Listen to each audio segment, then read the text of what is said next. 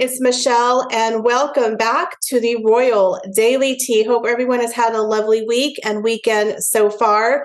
Now, I was away for a couple of days spending time with my family, having an early Christmas. It was a really much needed break, but I feel like there's just so much royal news to cover that I'm actually behind. But quite frankly, I'm already over it. I don't know how much I want to cover because I'm sure you've heard from 1,000,001 people, but I do have some notes and my opinions on the second half of Harry and Meghan's docu-series that we're going to go ahead and dive into it. We're only going to make it into one part because I don't want to torture you with 3 separate videos. But you guys, we have a lot to talk about. So sit back and relax, grab yourself a beverage, and let's get into the Royal Daily Tea. So we're going to talk about it, guys. We're going to talk about the second half of Harry and Meghan's docu-series. This is going to be a very cliff-noted version because, quite frankly, my mental health cannot handle it. I'm tired. I'm tired of dealing with them. I'm tired of talking about them. So I'm just going to give you some takeaways that I got from the second half of the Harry and Meghan docu-series. I will say I do feel very validated by a lot of what I have been saying, what other people in the Megxit community have been saying, what Valentine Low and Tom Bower have been saying. They literally are proving us right. They really are. Now, it was interesting to watch the show because you can literally see inside of their mind. Like, you could see how Harry and Meghan view the world because this was from their perspective to see what their sense of reality is, right? It's good to have a different perspective. So I went into it with an open mind, but I do feel validated by what we've been saying because they proved us correct. But what's interesting is, of course, they're going to sugarcoat it and make themselves the heroes. They think they're the heroes. They're the victims, that they were done wrong. They have this obsession, or Meghan has this obsession of being a fairy tale, the perfect love story, the greatest love story of all time. The modern day fairy tale is what she calls it.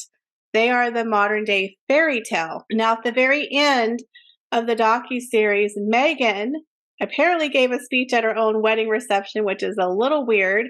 Brides don't normally give speeches at their wedding reception, but of course, Meghan had to be heard, can't be silenced. The woman never shuts up. She gave a speech, and she talks about, at the very end of the series, how she wrote a poem about their love story, about there once was a girl from LA that some called an actress, and there once was a guy from England who some call a prince. And then she goes on and on about the modern fairy tale. The end. It's like, oh, make it stop. Both of them have just a very warped sense of self, and they're not self-aware. They live in this little bubble called 1% of privilege. Do you know what I mean? They also have a very unhealthy sense of obsession with Princess Diana and Meghan Markle. Harry is obsessed with convincing people that his wife is his mother 2.0. It's literally to the point of like, Harry, you need to get help, son. This is creepy. It's like if William would have ever said, Catherine is just like my mom, people would have dragged him like crazy. It's one thing to say she has a characteristic of my mom. She reminded me of my mom at this one instance, or she has a lot of things that I like and appreciate about her, like my mom. But literally every 5 minutes, they're trying to compare Meghan to Princess Diana. The other thing that's really disturbing is they're trying to wipe away Meghan's bad behavior. And they're constantly comparing, well, Princess Diana was outspoken. Well, Princess Diana was the rebel. Well, Princess Diana wanted out of the family. Well, Princess Diana did that Martin Bashir interview just like Meghan. No, it is not the same. You're comparing apples to oranges. But everyone keeps saying, well, Diana would love Meghan because they're so much alike. No, they're completely different. The Martin Bashir interview, which they aired several clips from, by the way, which I believe Prince William said we need to bury it. So the fact that he actually put this in the docu-series shows mad disrespect to the memory of his mother and to his brother. Why did they include clips of the Martin Bashir interview where it was known that his mother was tricked and lied to? She was paranoid and scared. So why would Harry, in good conscience, put that in there? It's disgusting. It really is. It shows you he has no respect for his mom.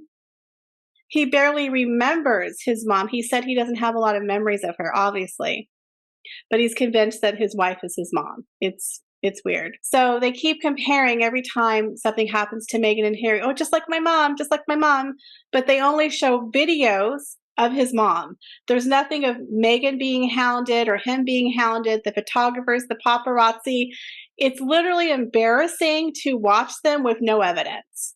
But then they show archival footage of other people. It's like you can't hijack other people's experience and say, well, I had it too. You see, I don't have any proof, but here's some footage of someone else. No, it's bizarre. Just like when Valentine Low wrote the book where where Harry was trying to convince Diana's family that Meghan was literally just like his mom, 2.0, and they were like, nah, we don't see it. And he got really upset with them. I totally believe that story because every 5 minutes he's comparing his wife to his mother. It's disturbing and it's really disgusting and it's sad because Princess Diana had her own legacy, but Meghan is trying to piggyback off of Diana's legacy and elevate herself as some kind of superhero. And they're saying that, well, back me because I'm like Diana. They literally have no accountability for anything. They blame everyone for everything. And the biggest takeaway was they were upset because they had negative stories. That was literally the biggest complaint, was that the press wrote awful things about Meghan. Now, they wrote awful things about everyone, but their biggest takeaway was they wrote bad things about Meghan and that the royal family and the royal firm would not squash the negative stories. And that is why Meghan had to leave. Meghan is thin-skinned. She can't handle it. She's narcissistic. Like I said before in my previous video, she thought that she was going to like a Hollywood press machine. And the royal firm, there's two different things. There's the royal firm and the royal family. There's a business and a family. Okay, there's a machine, there's publicity offices, there's employees. I mean, it's a business, okay? It's the firm. Now, Meghan really thought that, she was going to have them stop and everything was going to be fine. They were going to clean up her image, but they wouldn't do that. They were moving very, very slowly, and Meghan's a type A personality. So she didn't like sitting around. She didn't like protocol. She didn't like royal life, and I'm not mad at her for it. Again, it wasn't the life she thought it was going to be. She thought it was all glitz and glamour. When she found out she was marrying number 6 and they were sitting there in that little cottage and then Oprah was like, oh my God, you can't walk around in here. Like, it wasn't the life she thought it was going to be, which, hey, I can't blame her for that. Okay, I got it. I understand. But at the end of the day, they threw a royal fit because they weren't getting what they wanted. Even though the Queen gave them Frogmore Cottage, they wanted to move into Windsor Castle. They gave, but instead the Queen's like, nah, I don't need a roommate, sis. You can live over here. Thank you. So they got to live in Frogmore Cottage. It wasn't good enough. They weren't putting out the press stories. Meghan was upset. So then they sued the press. Remember that? They sued them as working royals, put out a lawsuit because Meghan was tired of waiting for them to take action. And this is kind of the other part of it is Meghan is very impatient. She's a very type A personality. She's very narcissistic. Everything revolves around Meghan and Harry. The other thing is they built themselves up to be super, super important, kind of above their station. I think they forgot he was number 6, not number 1. At the time, he was number 6. And they really believed that they were wrapped in Diana magic, that they were the stars because they had one successful tour compared to the years that Charles and Camilla and the years that Catherine and William have done. They had one tour and it went well. And they thought, We don't need to follow the rules. You guys need us more than we need you. She's a woman of color. Clearly, the people want us more than you. We're wrapped in Diana magic. We're covering the press. We're on the cover of all the magazines. So we're going to start telling you guys how we're going to do things. It went to their head, fame and fortune and popularity. Meghan was just eating it up. It was feeding her narcissistic love tank. So you will. She was just loving it. But then when the royal family was like, you did a good job. Thank you. You can sit down now, congratulations. So I think what happened is Harry and Meghan really were on a high from this Diana magic, from that tour. Now she's pregnant and she was just loving everything. But then the royal family wasn't playing ball. They weren't doing what Harry and Meghan wanted them to do. They weren't squashing the stories. So then they had the lawsuit. They weren't giving them the place at Windsor Castle. So then they went to Frogmore. They had the fight with Will and Catherine. They split up their charities. There was all this stuff happening behind the scenes. And then I think Meghan got a very big attitude and was like, oh, you're not going to do what I want you to do? Well, then I'm not going to cooperate. I'm not going to give the press any pictures of my newborn. Nope, you're not getting it. I'm not even going to tell you when I give birth to Archie. You're not going to get any photos of me on the steps of the hospital. So then they had that whole fiasco with Archie's birth where the palace announced she went into labor when she already had the baby. No one knew what was going on. And then they had the pictures a couple of days later. Now they did address that story with another story, which I don't believe at all. Meghan made up this lie about why she didn't go to the royal doctors, which all of the other women have gone to. Again, this is kind of feeding into why people don't believe she gave birth to Archie, because of all the smoke and mirrors. They make something simple complicated, and it doesn't need to be. So she lied and she was like, well, I had this doctor for a long time, and that doctor was over at this other hospital, not the Linda wing.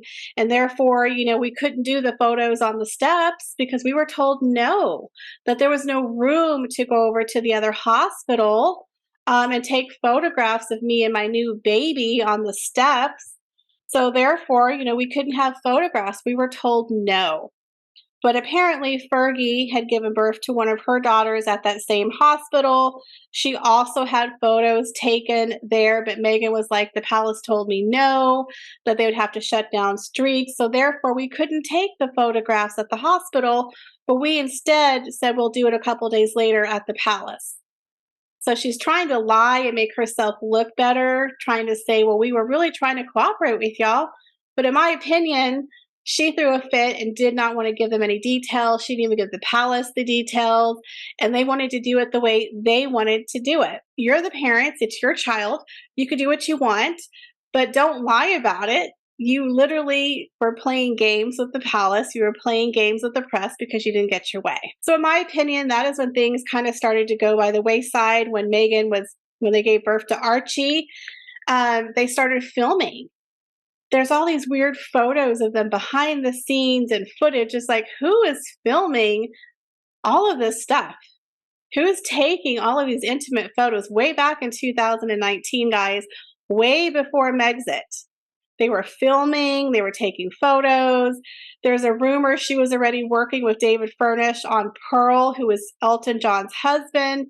They were coming up with the concept of the book. She kept her agent. In my opinion, they were trying to exit a long time ago because they wanted to be working royals who were getting paid. So shortly after the birth of Archie, in my opinion, things kind of went downhill from there. And then they talk about, they went to Canada and they just want to have a private Christmas. They didn't go with the family. They felt free for the first time. And this is where they came up with a proposal for Megxit, where they told the royal family, hey, we want to move to Canada and we want to be the king and queen of the Commonwealth, kind of set up a second royal house where he's not number 6, he's number 1. And they had this really weird concept in their head where if they don't get any public funding, then they're not a public interest, and therefore the press wouldn't hound them. No, you're still going to be a royal prince, and you're still going to be a celebrity, and you're still going to be a public interest because you're still a public figure, even though you don't get public funding. So again, it was really interesting to get into the mind of Harry and Meghan to see how dumb they are. They really thought, okay, hey, you know what? we're gonna step back as royals. We're gonna be part-time. We're gonna move to Canada, and then we'll get off the payroll, and then we're gonna go earn our money with our financial freedom, and we'll even give up the Duke and Duchess of Sussex title, if anyone believes they actually were gonna give up those titles, because they're still using them in December of 2022. 2.5 years after stepping away, you're still using the titles, son. But according to them, when they came up with Megxit, which was in a couple months before 2020, they were like, we're going to just become part-time royals. We're going to spend our time in Canada. We're going to possibly give up our titles, and we're going to give up public funding, and we're going to finance ourselves so we can have freedom. But we'll come back and do royal duties, when it's convenient for us, pick and choose what we want and yada, yada. Well, then the family was like, no, that's not how it works. You're either in or out. We're not going to agree to this. They threw a fit.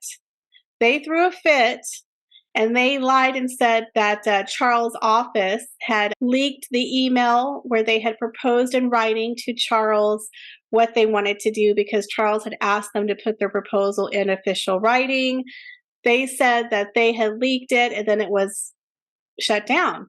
So then Harry and Meghan put out a public statement on their social media saying just that they were going to step back, that they were going to support the Queen when they could, etc., etc. Well, then they had that Sandringham summit, because in my opinion, it was Meghan once again forcing the hand of the royal family. Just like she did with the lawsuit, she was waiting and waiting for them to squash the negative stories. They refused, so then Meghan and Harry sued the press.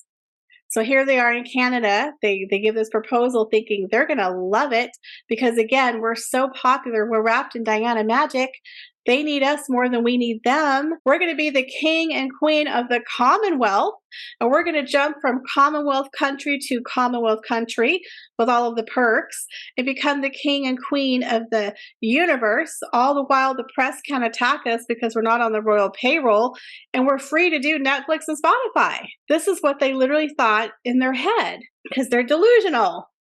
So after they put out that public statement, I think it was because Harry and Meghan were mad that the royals were not giving them what they wanted, so they forced the hand of the royal family by making it public. Well, by making it public, the royal family now has to address it, because they didn't address it at first because it was a private matter, but they forced the hand of the royals. They went and did the Sandringham summit without Meghan. Now, they made it seem like, well, we didn't want Meghan. Meghan, you can't be here. Meghan, you got to go.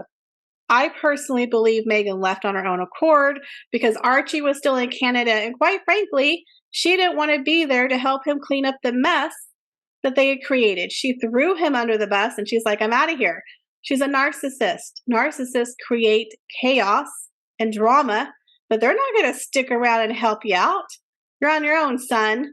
She made Harry face the music all by himself. So Harry goes in and they have this huge fight where his brother yells at him and his dad says untrue things. So another fight that they bring up is that the royals just didn't understand where they were coming from because Harry and Meghan were very overinflated.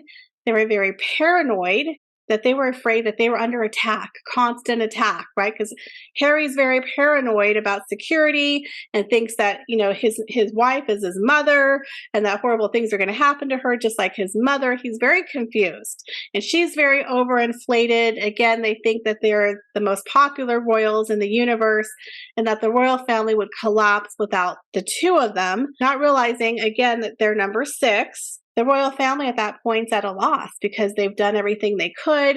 Meghan is very impatient. They force the hand. And then they flat out tell them again, you're either in or out. We're not agreeing to this half in, half out bullcrap. So Harry and Meghan go to America for free, on Tyler Perry's jet for free, live in his mansion for free. His daddy, Charles, writes him a check for $5 million. $5 million, plus he has his inheritance from Princess Diana, and they act like they're poor peasants and they were kicked out of the monarchy. No, you left on your own accord because you didn't get your way, and that's why you left. And so they're sitting here crying, acting like they're victims, all the stress they're going through, the fear they're living through. And then, of course, when they find out their security is cut off on March 31st of 2020, they panic. They go into an actual frenzy. But it's like, wait a minute. You literally were willing to give up the Duke and Duchess of Sussex title, move to Canada, give up all public funding, which is what security is. It's public funding, and be part-time working royals to gain financial freedom so you can have more choices in life. But yet when we tell you you're getting, security is being taken away from you, you throw a fit. Do you not understand what part was public funding? That was security, Harry. That's the taxpayers of the UK. That's literally paid for by the public. So when you give up public funding, that's literally going with it. So apparently you're an idiot and you don't understand that. So him and his wife, who supposedly were going to make all of those sacrifices, literally weren't going to ever make any sacrifice, because they clearly wanted the UK public to fund their lifestyle, to pay for their security while they jumped from private jet to private jet. Hopefully one of their rich friends was going to pay for it, because Harry and Meghan don't like to spend their own money, apparently. And then they get to do whatever the hell they wanted and come back when they wanted.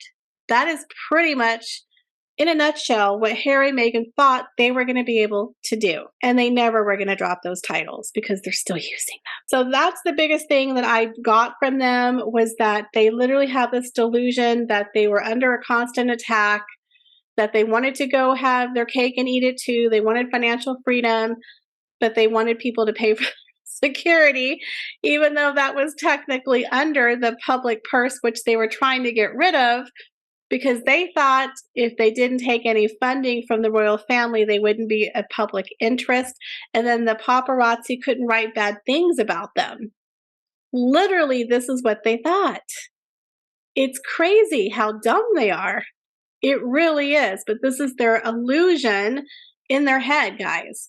And then they kind of go back to the States and they talk about the Oprah Winfrey interview, but they don't bring up the racist allegations, and they certainly don't name the family member who they're accusing of being racist.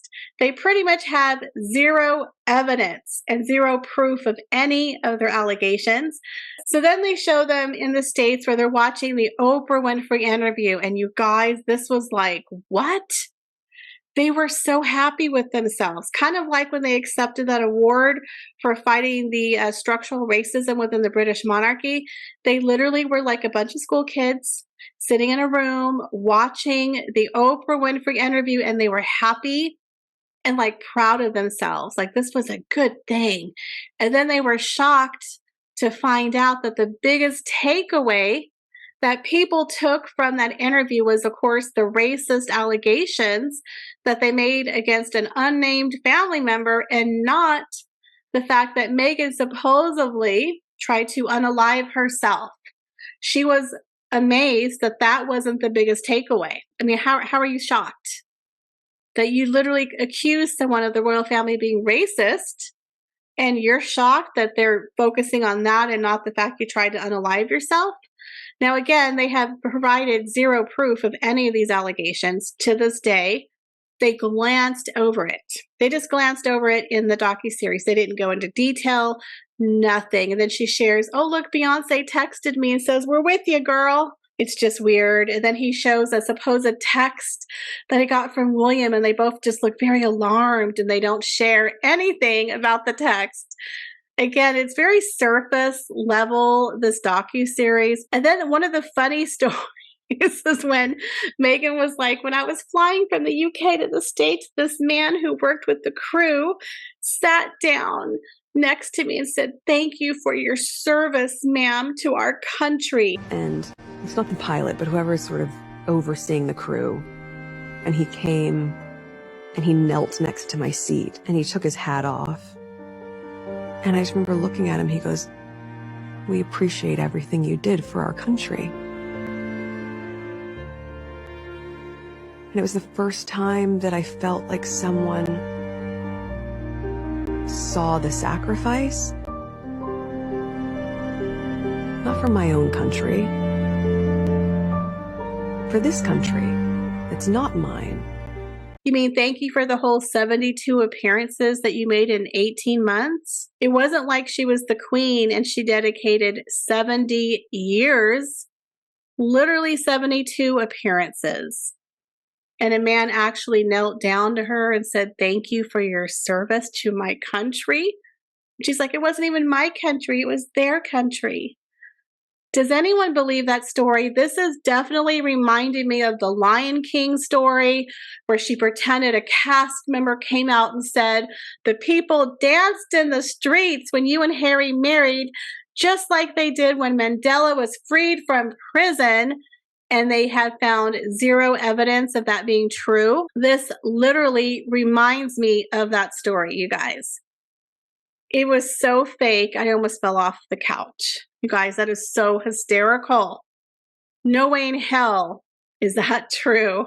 No way in hell. So then they just go on and talk about their life, living in the palace and how they're upset and how they believe that Prince William and Prince Charles, their office is selling out stories, handing it on a platter, being fed to the wolves, that they were setting Meghan up, that the royal family wheels and deals with the press, and that they handed Meghan to the wolves, that they handed out stories about Meghan to the press. And again, no evidence, no proof, just allegations that the royal family sold them out, that they were jealous of Meghan's popularity, and that they were selling her out to the highest bidder, and that they know for a fact that Charles and William leaked stories to save other members of the royal family. Do I believe that the royal family is perfect?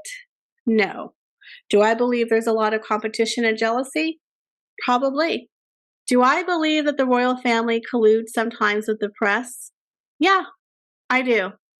Do I believe sometimes they try to squash stories and say, hey, I'll give you a different story? Yeah, maybe. But do I believe that they were out to get Meghan? No, I don't. Because they've covered up a lot for Meghan. The bullion report, a lot of things they've covered up for Meghan and Harry. Now, the other thing that was really interesting was that they were like, oh, so right before the Oprah Winfrey interview, they leaked the bullying story. And they're like, they've had this story for 2 years. And they wait until the Oprah Winfrey interview comes out to leak the bullying story. That's what they were upset about. They didn't deny the bullying allegations at all.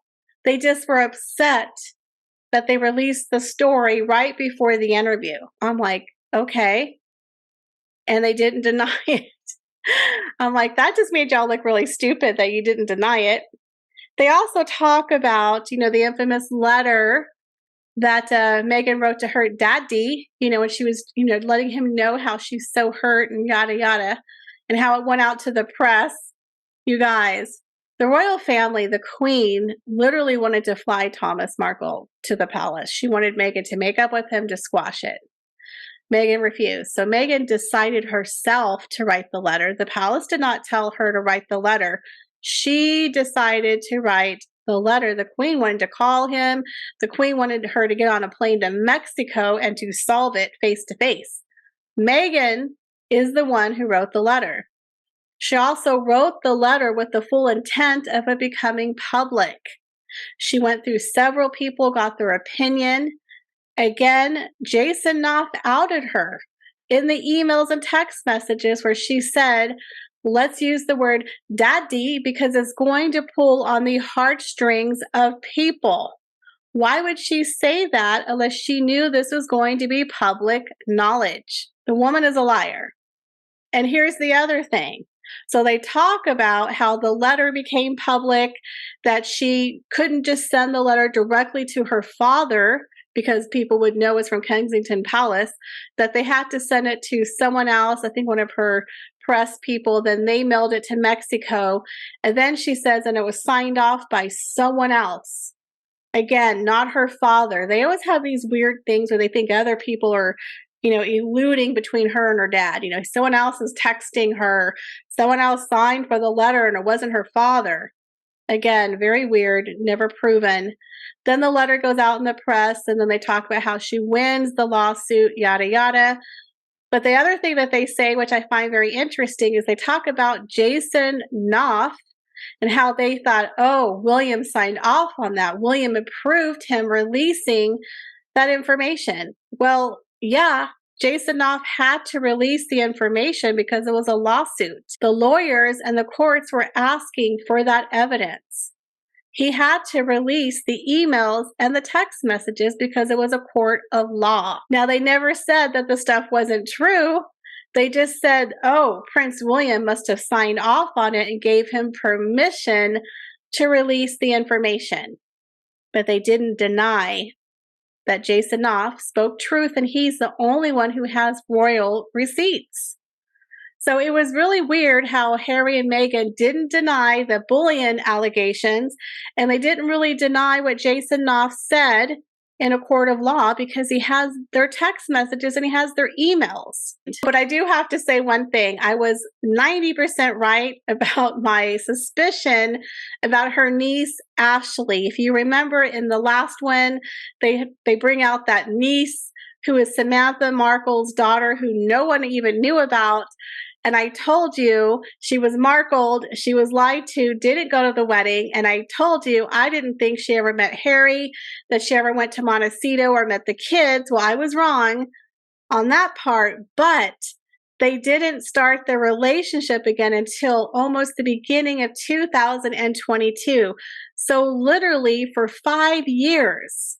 Since she got with Harry, she didn't have much of a relationship with her niece, who she is considered her little sister. So literally the beginning of 2022 is when Ashley was kind of invited back into Meghan's life.